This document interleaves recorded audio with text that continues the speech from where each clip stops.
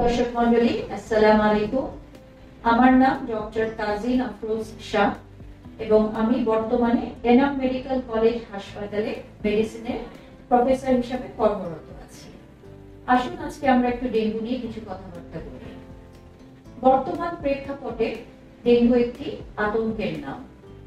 আমরা গত 2 বছর ধরে দেখছি যে ডেঙ্গুর প্রকোপ ভয়াবহভাবে বেড়ে চলছে এবং এই বছরও যদিও বছরের প্রথমার্ধে ডেঙ্গুর প্রকোপ একটু কম ছিল, আমরা দ্বিতীয় হাফ থেকে দেখছি যে ডেঙ্গু বেড়ে চলছে।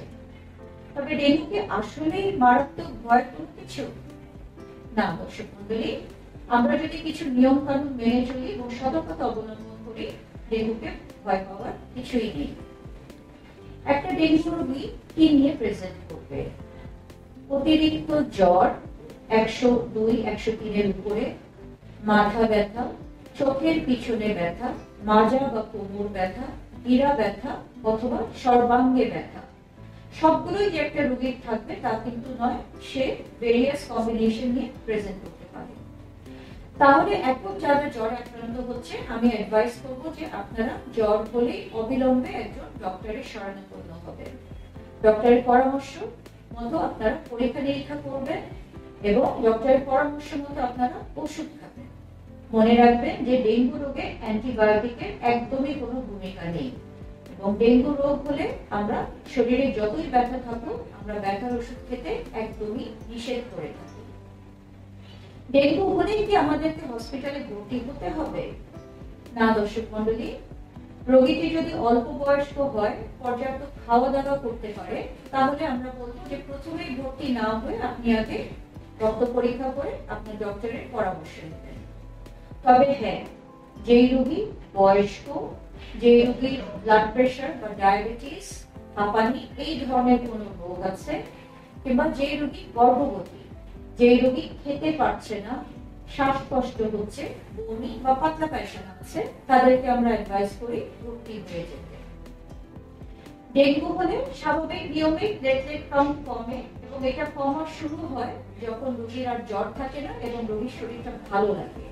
সেই জন্য অনেকেই তখন ভর্তি হতে বললেও ভর্তি হতে চান না। কিন্তু জ্বর ভালো হয়ে যাওয়ার পরে আসলে ডেঙ্গুর যেটাকে আমরা ক্রিটিক্যাল ফেজ বলি, সেটাই থাকে পরবর্তী 48 থেকে 72 ঘন্টা, যেটা খুব ক্রিটিক্যাল। সো এই সময়টা যদি আপনার ডাক্তার মনে করে যে আপনার ভর্তি হওয়া প্রয়োজন, আপনি অবশ্যই তার কথা মতো চলবেন।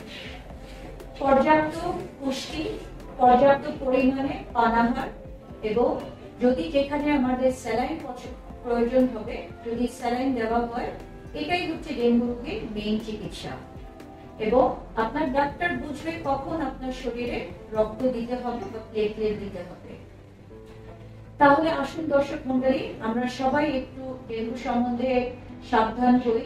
আমরা জানি যে এটা একটা মশাবাহিত রোগ এবং এই মশাটা একটু ভিন্ন নরমাল মশার থেকে। এটা দিনের বেলা কামড়ায় এবং এটা পরিষ্কার পানিতে প্রজনন করে। সেই জন্য আমরা আমাদের বাসা এবং বাসার আশেপাশটা পরিষ্কার পরিচ্ছন্ন রাখবো। পানি জমতে পারে এরকম কোনো ফুলের টব, বালতি বা টায়ার, এগুলো আমরা নিয়মিতভাবে পরিষ্কার করব। আমরা যদি কোথাও ছুটিতে যাই, বালতি ভরে রাখবো না এবং পানির টব উল্টিয়ে রাখবো। এবং সর্বশেষে বলতে চাই, সুস্থ থাকবে, ডেঙ্গু থেকে নিজেকে রক্ষা করবে, মশারি ব্যবহার করবে এবং মশা নিধক মলম ব্যবহার করবে। ধন্যবাদ।